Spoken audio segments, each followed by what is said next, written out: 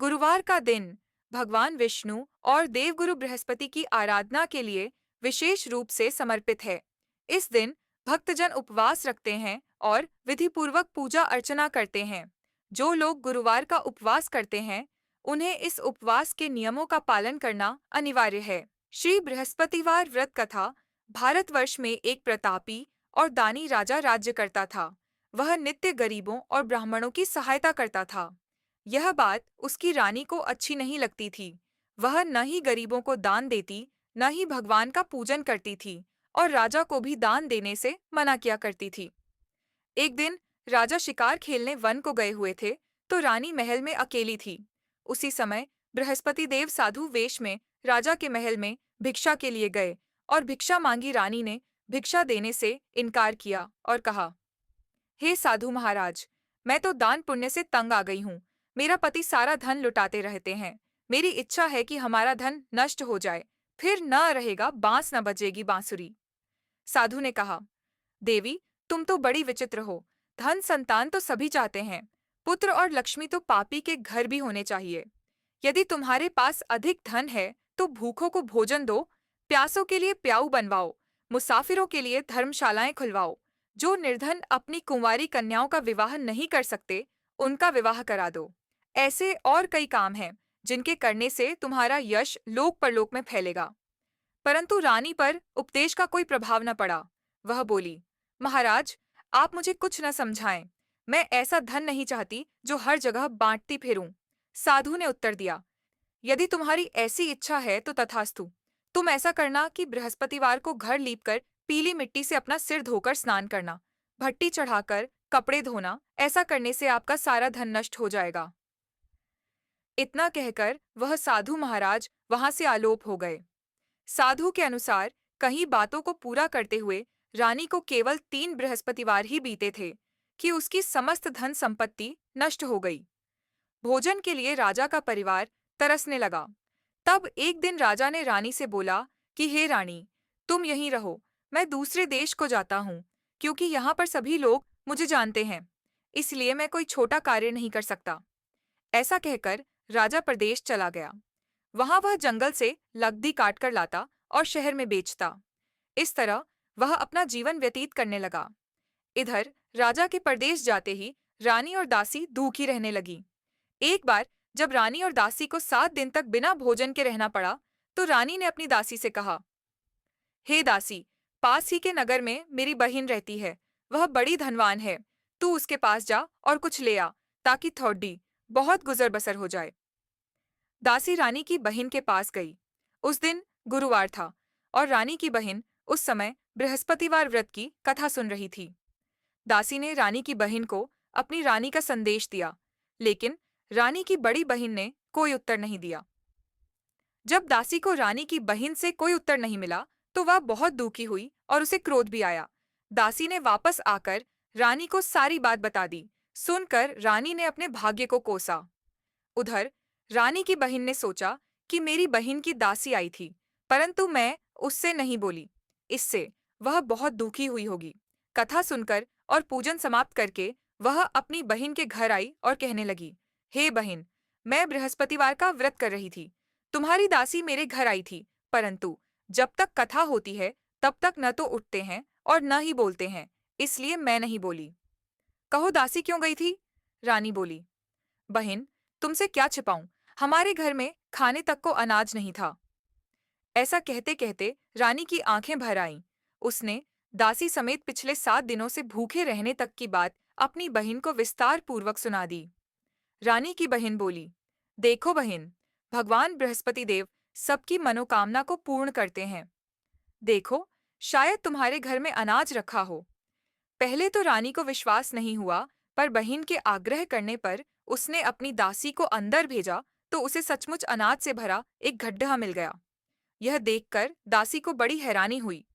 दासी रानी से कहने लगी, हे रानी, जब हमको भोजन नहीं मिलता तो हम व्रत ही तो करते हैं, इसलिए क्यों ना इनसे व्रत और कथा की विधि पूछ ली जाए, ताकि हम भी व्रत कर सकें। तब रानी ने अपनी बहन से बृहस्पतिवार व्रत के बारे में पूछा। उसकी बहन ने बताया, बृहस्पतिवार के व्रत में चने की दाल और मुनक्का से विष्णु भगवान का केले की जड़ में पूजन करें तथा दीपक जलाएं, व्रत कथा सुने और पीला भोजन ही करें। इससे बृहस्पति देव प्रसन्न होते हैं। व्रत और पूजन विधि बताकर रानी की बहन अपने घर को लौट गई। 7 दिन के बाद जब गुरुवार आया तो रानी और दासी ने व्रत रखा। घुड़साल में जाकर चना और गुड़ लेकर आईं। फिर उससे केले की जड़ तथा विष्णु भगवान का पूजन किया। अब पीला भोजन कहाँ से आए, इस बात को लेकर दोनों बहुत दुखी थे। चूंकि उन्होंने व्रत रखा था, इसलिए बृहस्पति देव उनसे प्रसन्न थे। इसलिए वे एक साधारण व्यक्ति का रूप धारण कर 2 थालों में सुंदर पीला भोजन दासी को दे गए।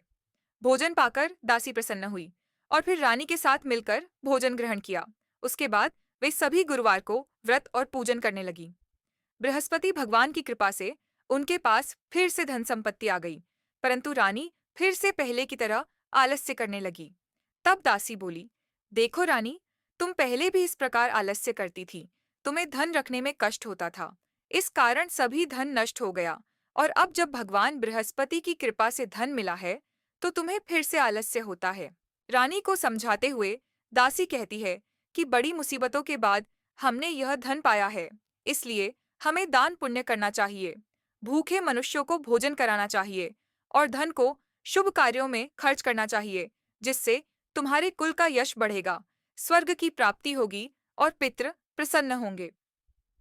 दासी की बात मानकर रानी अपना धन शुभ कार्यों में खर्च करने लगी, जिससे पूरे नगर में उसका यश फैलने लगा। बृहस्पतिवार व्रत कथा के बाद श्रद्धा के साथ आरती की जानी चाहिए। इसके बाद प्रसाद बांटकर उसे ग्रहण करना चाहिए। एक दिन राजा दुखी होकर जंगल में एक पेड़ के नीचे आसन जमाकर बैठ गया। वह अपनी दशा को याद करके व्याकुल होने लगा। बृहस्पतिवार का दिन था। एकाएक उसने देखा कि निर्जन वन में एक साधु प्रकट हुए।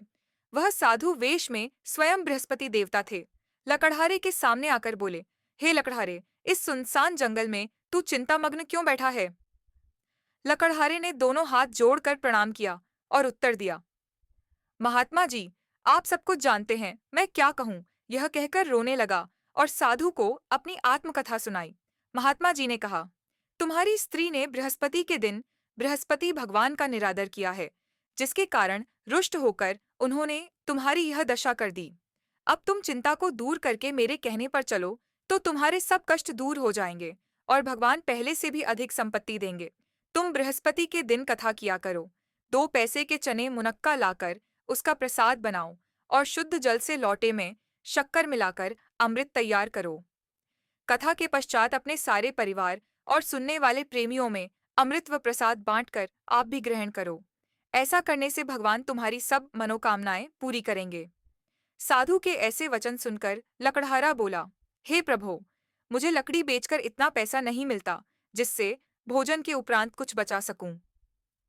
मैंने रात्रि में अपनी स्त्री को व्याकुल देखा है।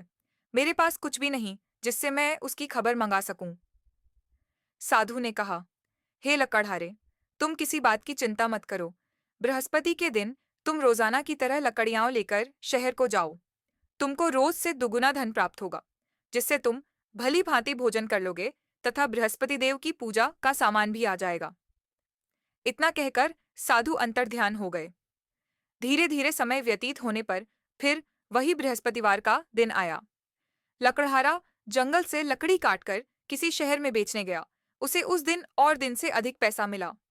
राजा ने चना गुड़ आदि लाकर गुरुवार का व्रत किया। उस दिन से उसके सभी क्लेश दूर हुए, परंतु जब दोबारा गुरुवार का दिन आया तो बृहस्पतिवार का व्रत करना भूल गया। इस कारण बृहस्पति भगवान नाराज हो गए। उस दिन उस नगर के राजा ने विशाल यज्ञ का आयोजन किया तथा शहर में यह घोषणा करा दी कि कोई भी मनुष्य अपने घर में भोजन न बनावे, न आग जलावे। समस्त जनता मेरे यहाँ भोजन करने आवे। इस आज्ञा को जो न मानेगा उसे फांसी की सजा दी जाएगी। इस तरह की घोषणा संपूर्ण नगर में करवा दी गई। राजा की आज्ञा अनुसार शहर के सभी लोग भोजन करने गए, लेकिन लकड़हारा कुछ देर से पहुंचा। इसलिए राजा उसको अपने साथ घर ले गए और ले जाकर भोजन करा रहे थे तो रानी की दृष्टि उस खूंटी पर पड़ी जिस पर उसका हार लटका हुआ था। वह वहां पर दिखाई नहीं दिया। रानी ने निश्चय किया कि मेरा हार इस मनुष्य ने चुरा लिया है। उसी समय सिपाहियों को बुलाकर उसको कारागार में डलवा दिया। जब लकड़हारा कारागार में पड़ गया और बहुत दुखी होकर विचार करने लगा कि न जाने कौन से पूर्व जन्म के कर्म से मुझे यह दुहक प्राप्त हुआ है, और उसी साधु को याद करने लगा जो कि जंगल में मिला था। उसी समय तत्काल बृहस्पति देव साधु के रूप में प्रकट हुए और उसकी दशा को देखकर कहने लगे, अरे मूर्ख, तूने बृहस्पति देव की कथा नहीं करी, इस कारण तुझे दुख प्राप्त हुआ है। अब चिंता मत कर। बृहस्पतिवार के दिन कारागार के दरवाजे पर 4 पैसे पड़े मिलेंगे। उनसे तू बृहस्पति देव की पूजा करना, तेरे सभी कष्ट दूर हो जाएंगे। बृहस्पति के दिन उसे 4 पैसे मिले। लकड़हारे ने कथा कही। उसी रात्रि को बृहस्पति देव ने उस नगर के राजा को स्वप्न में कहा, हे राजा, तुमने जिस आदमी को कारागार में बंद कर दिया है वह निर्दोष है। वह राजा है, उसे छोड़ देना। रानी का हार उसी खूंटी पर लटका है। अगर तू ऐसा नहीं करेगा तो मैं तेरे राज्य को नष्ट कर दूंगा। इस तरह रात्रि के स्वप्न को देखकर राजा प्रातःकाल उठा और खूंटी पर हार देखकर लकड़हारे को बुलाकर क्षमा मांगी तथा लकड़हारे को योग्य सुंदर वस्त्र आभूषण देकर विदा कर दिया। बृहस्पति देव की आज्ञानुसार लकड़हारा अपने नगर को चल दिया। राजा जब अपने नगर के निकट पहुंचा तो उसे बड़ा आश्चर्य हुआ। नगर में पहले से अधिक बाग, तालाब, कुएं तथा बहुत सी धर्मशाला, मंदिर आदि बन गई हैं। राजा ने पूछा, यह किसका बाग और धर्मशाला है? तब नगर के सब लोग कहने लगे, यह सब रानी और बांदी के हैं। तो राजा को आश्चर्य हुआ और गुस्सा भी आया। जब रानी ने यह खबर सुनी कि राजा आ रहे हैं, तो उन्होंने बांदी से कहा कि, हे दासी, देख राजा हमको कितनी बुरी हालत में छोड़ गए थे। हमारी ऐसी हालत देखकर वह लौट न जाए, इसलिए तू दरवाजे पर खड़ी हो जा। आज्ञानुसार दासी दरवाजे पर खड़ी हो गई। राजा आए तो उन्हें अपने साथ लिवा लाई। तब राजा ने क्रोध करके अपनी रानी से पूछा कि यह धन तुम्हें कैसे प्राप्त हुआ है? तब उन्होंने कहा, हमें यह सब धन बृहस्पति देव के इस व्रत के प्रभाव से प्राप्त हुआ है। राजा ने निश्चय किया कि 7 रोज बाद तो सभी बृहस्पति देव का पूजन करते हैं, परंतु मैं प्रतिदिन दिन में 3 बार कहानी तथा रोज व्रत किया करूंगा। अब हर समय राजा के दुपट्टे में चने की दाल बंधी रहती तथा दिन में 3 बार कहानी कहता। एक रोज राजा ने विचार किया कि चलो अपनी बहन के यहाँ हो आवें। इस तरह निश्चय कर राजा घोड़े पर सवार हो अपनी बहन के यहाँ को चलने लगा। मार्ग में उसने देखा कि कुछ आदमी एक मुर्दे को लिए जा रहे हैं।